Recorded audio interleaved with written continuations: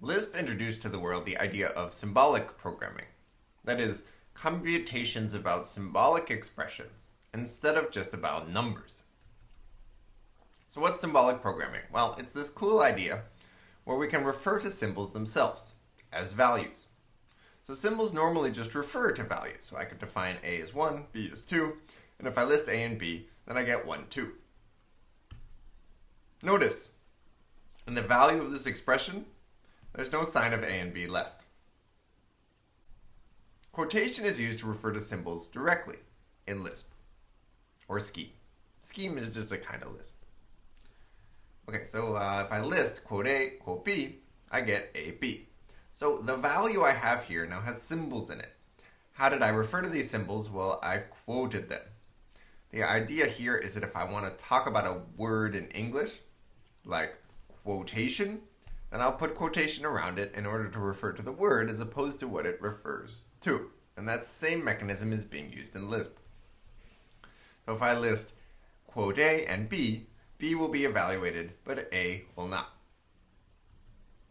So symbols are now values. Quotation can also be applied to combinations in order to form lists. So if I want ABC, the list, I can just quote the whole thing.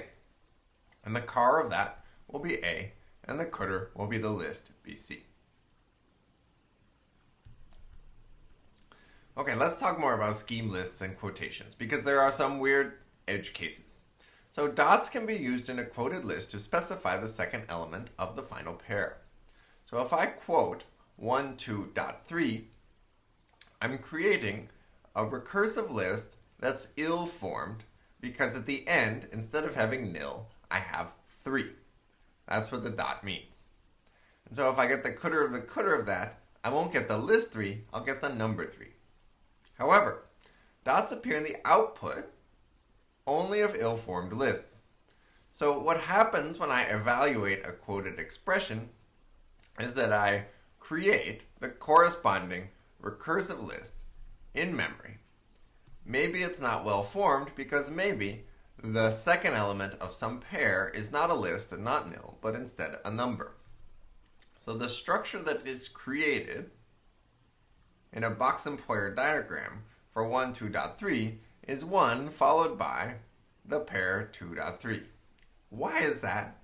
Well, it's creating a recursive list. 1 followed by a recursive list 2, except for the dot tells us this is actually not a recursive list right at the end, it's just the number 3. And that's written there in the output.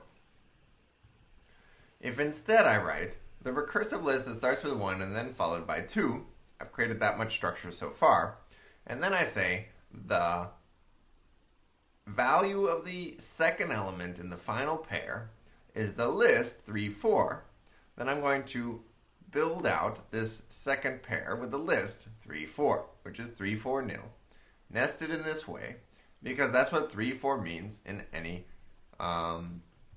in the scheme notation. Now, this whole thing is a well-formed list, which means it has no dots in the output.